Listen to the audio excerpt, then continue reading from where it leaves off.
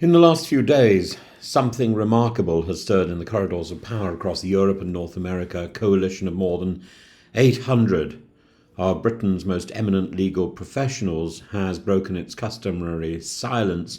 Not merely a barroom grumble or an academic criticism, it's a thunderous legal rebuke aimed at Downing Street itself and, more pointedly, at the impunity with which the government of Israel is prosecuting its war in Gaza. On Monday, the former Supreme Court judges, including Lord Sumption and Lord Wilson, joined over 70 KCs and hundreds of barristers, solicitors and academics to accuse the UK government of failing in its legal obligations under the Genocide Convention. And their 36-page letter describes in chilling details the legal breaches, the systematic blockade of aid, the deliberate targeting of civilians, the displacement of Gazan populations, the incendiary rhetoric from senior Israeli ministers advocating for the cleansing of the Strip. The conclusion: either genocide is occurring or there exists at minimum a serious risk of that happening. That phrase, serious risk, comes directly from the lexicon of the International Court of Justice. And the lawyers demand immediate action: the suspension of arms sales, the imposition of financial and travel sanctions on implicated ministers, a full halt of the 2030 UK-Israel roadmap, and, most significantly, a readiness to execute International Criminal Court arrest warrants, including against Prime Minister Netanyahu himself. In a synchronized movement of moral gravity, Pope Leo XIV took to the steps of the Vatican yesterday, and the Holy Father...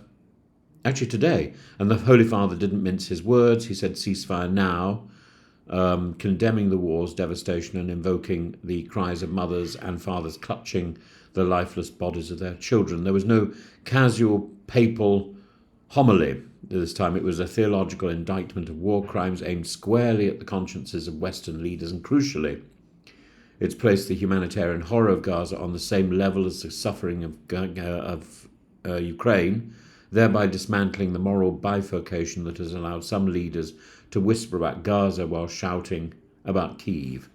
Across the Atlantic in Quebec, a separate letter reached the Prime Minister Mark Carney.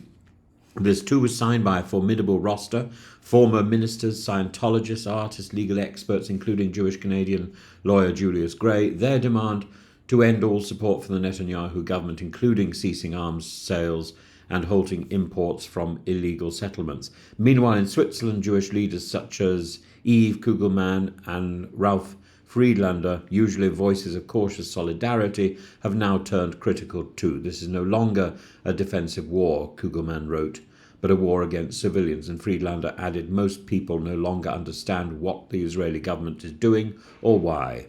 Even Germany, Finland and Sweden have broken from their traditional diplomatic caution. German Chancellor Friedrich Merz described the situation as excessive and called explicitly for pressure on Israel to open aid corridors. Sweden summoned the Israeli ambassador, and yet Britain hesitates. While David Lammy has announced modest sanctions on West Bank settlers and paused trade talks, the government refuses to impose sanctions on Israel's political leadership, men who openly boast of annexation, displacement, and permanent military occupation. This inaction is not mere cowardice, it's a betrayal of the very rule of law Britain claims to uphold. As former Bar Council Chair Alan Moses has put it, we cannot expect peace unless we fulfil our obligations under international law. And one wonders if genocide is even plausibly being committed and the UK still sells arms and offers diplomatic cover, what then remains of our legal integrity? We're now witnessing a moment in which lawyers, theologians, and even diplomats are uniting, not around ideology, but around principle, the sanctity of life, the sovereignty of law, and the imperative to act. Pope Leo XIV has added his moral voice to the mounting legal and political demands.